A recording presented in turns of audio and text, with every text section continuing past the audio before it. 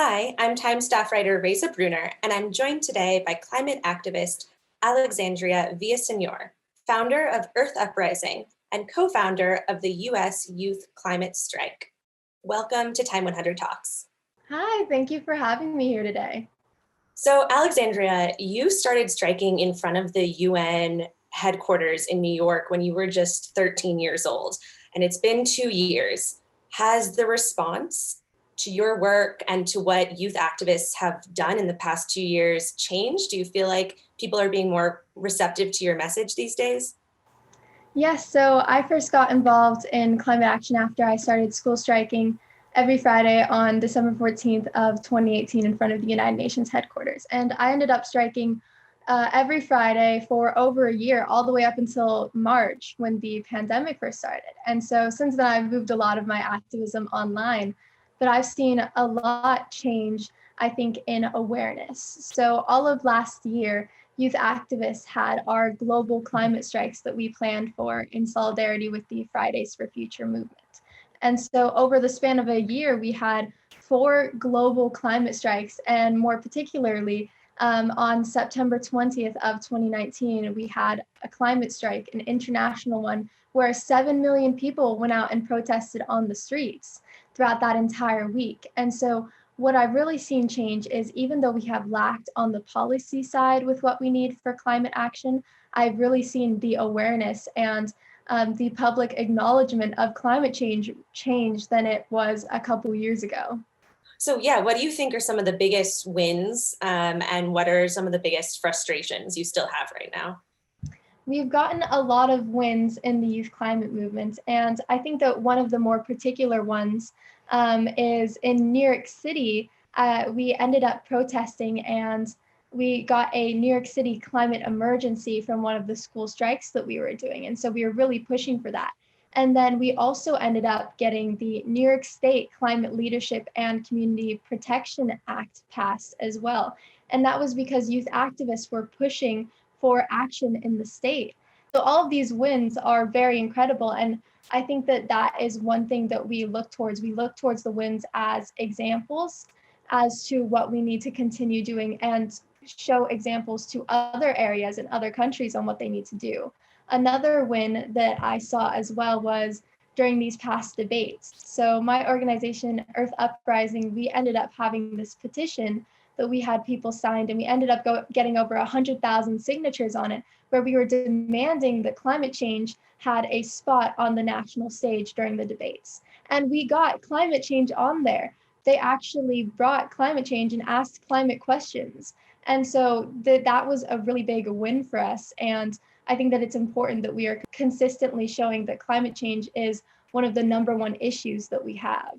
And what's been disappointing on the flip side of that? What's been the challenges that you're seeing right now? I think that one of the biggest challenges is education. I think that it's so important for young people to be educated, and that's more of the hard part about mobilizing young people in particular, getting young people out to take action. So over the past 2 years, we have raised awareness, and now polling shows that for young people, climate change is now the #1 voter issue. But climate change can be a difficult idea to completely understand. And the more people who know about climate change and its effects, the more involved they'll become. And so that's why I think that education is one thing that we have to continue doing, is educating young people on climate change. You know, especially in this past year where so much has changed, it maybe felt like climate change took something of a backseat as a political priority for some progressive leaders. How have you and your organization and other movements you're a part of managed to continue putting it front and center? What kind of organizing and activism was involved to make sure it was still part of the conversation? I think that especially these past couple of months, we've used social media to our advantage even more than we had before. So using places like Instagram, TikTok, and Twitter as well. There's so much organizing that has been happening on TikTok when it comes to young people organizing for the re-election of Ed Markey, so the Markeyverse. And the social media is a great place where we can continue putting pressure.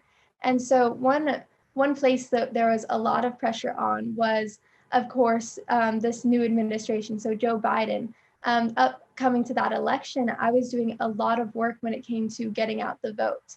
And so one thing that I was very impressed by was that Joe Biden ended up adopting Jay Inslee's climate plan that I actually gave input in from the youth climate activist perspective. And so there was a lot of pressure on him from youth activists and activists from all different spheres to take that kind of action. And so it's continuous pressure that we are going to have to continue putting on. And we keep that pressure up by calling them out and making sure that they know that the youth are there to be the moral and conscious voice for everything that they do. One of your recent tweets I was reading noted that, it's not enough just to tell people to recycle plastic bottles or stop using plastic straws, but at the end of the day, the issue is about producing the plastic to begin with. So how do you even begin to address something as large as that? Let's just look at something like plastic production. How do you approach that? I think that one thing that's very important is how it's more important to get systematic action right now. So of course, I think that it's very important for people to recycle and look at their own carbon footprint, but it's getting to the point where we have to recognize that 100 companies contribute 71% of global greenhouse gas emissions. And so we really need to be focusing on reducing our greenhouse gas emissions. And so we need that systematic change. And so when it comes to individual actions, what I think that it's important is for people to take the individual action of coming together and protesting and joining other people in this large global movement. When it comes to holding our governments accountable on that systematic level, I'm a part of the Children vs. Climate Crisis complaint that launched in September of 2019. And so this complaint is by myself, Greta Thunberg, and 14 other children from all around the world. And we filed a complaint to the Committee on the Rights of the Child saying that 5 countries, Argentina, Brazil, Germany, Turkey, and France, were violating our rights by their inaction on the climate crisis. And so what this complaint is trying to do is, of course, show that other children's rights are being violated by these countries that are not taking climate action, but also hold these countries accountable for what's happened. And so since then, we've seen more countries and more youth come together to hold their countries accountable, and we're seeing more lawsuits. And I think that that's very important, is that we hold our politicians and governments accountable at that scale for what's happened to our planet. What do you think people misunderstand about young activists and youth movements? And what's your message to older generations at this moment?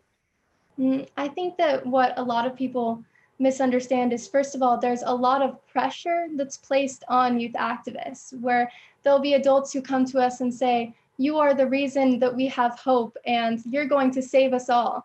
But we need your help. We need adults' help. This movement becomes so much larger and so much more impactful when it's intergenerational.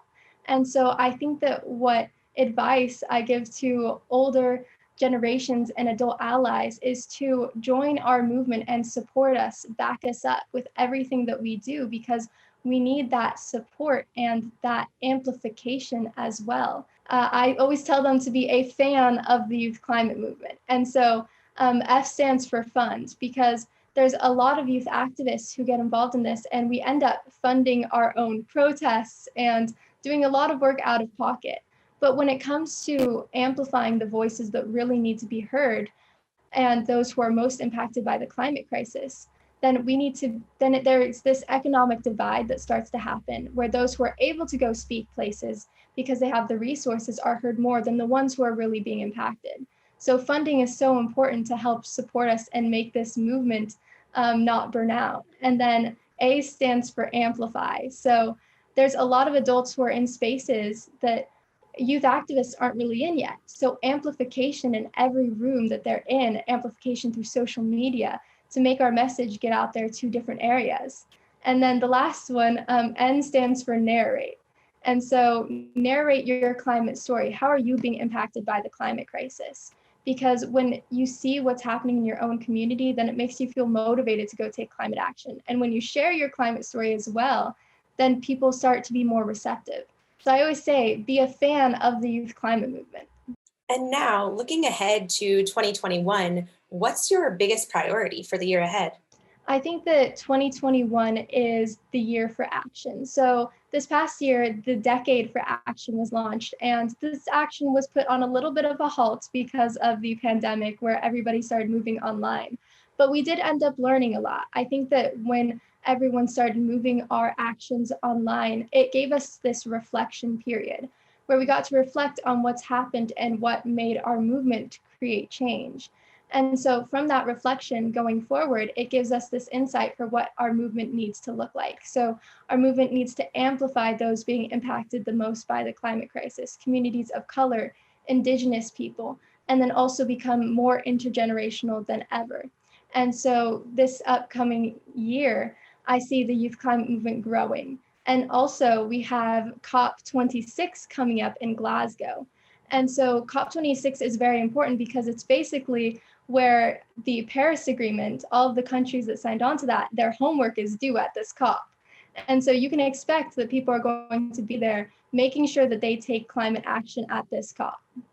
Well, on that note, thank you so much, Alexandria, for joining Time 100 Talks today. Thank you for having me.